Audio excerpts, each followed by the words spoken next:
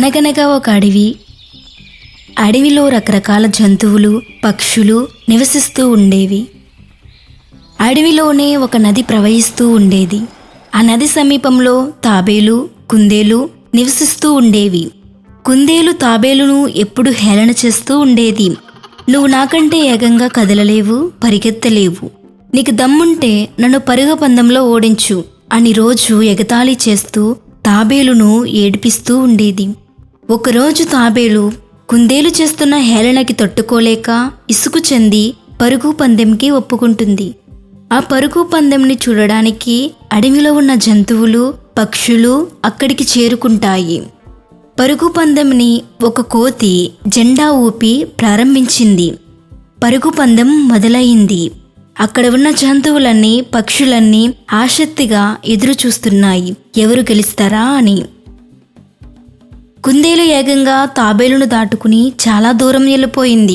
కొంత దూరం వెళ్ళాక వెనుకకు తిరిగి చూసేసరికి తాబేలు ఎక్కడా కనిపించడం లేదు. ఈ తాబేలు వచ్చేసరికి తెల్లారిపోయేలా ఉంది. కాసేపు ఈ చెట్టు కింద విశ్రాంతి తీసుకుంటాను అని కుందేలు అనుకుంది.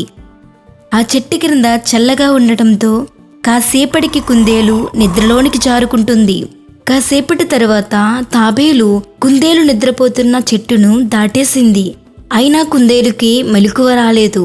అలా తాబేలు నెమ్మదిగా ఆగకుండా లక్ష్యం వైపు పరిగెత్తింది. తాబేలు పరుగు పందెం ముగిసే గీత దగ్గరలోనికి చేరుకునేసరికి కుందేలుకి మెలకువ వచ్చింది. వెంటనే పరుగున లక్ష్యం వైపు పరిగెత్తింది.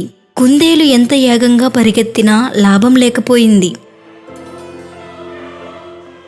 ఎందుకంటే ఆలోపే తాబేలు పరుగు పందెం గీత దాటేసింది. పరుగు పందెంలో తాబేలు విజయాన్ని సాధించింది. పరుగు పందెంని ఆసక్తిగా చూస్తున్న అడవి జంతువులు, పక్షులు తాబేలు గెలవడంతో ఆశ్చర్యానికి గురయ్యాయి. తాబేలుని మెచ్చుకున్నాయి. కుందేలు మాత్రం ఇన్ని రోజులు తాబేలును హేళన చేసినందుకు సిగ్గుపడింది.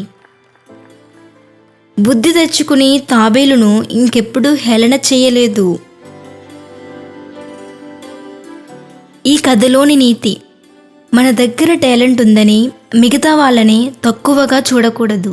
అహంకారంతో బ్రతకకూడదు. టాలెంట్ కన్నా పట్టుదల ముఖ్యం.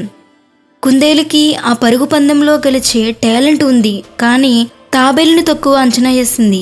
మధ్యలోనే ఆగి రెస్ట్ తీసుకుంది. కానీ తాబేలుకి పరుగు పందెంలో గెలిచే శక్తి లేకపోయినా ఆత్మవిశ్వాసంతో ఎక్కడ ఆగకుండా నెమ్మదిగా అయినా ముందుకు కదిలింది, విజయం సాధించింది. మనమైనా అంతే. ఏదైనా ఒక పనిని మొదలుపెట్టి మధ్యలో ఆపకుండా నెమ్మదిగా అయినా కన్సిస్టెంట్గా చేస్తే విజయం సాధిస్తాము.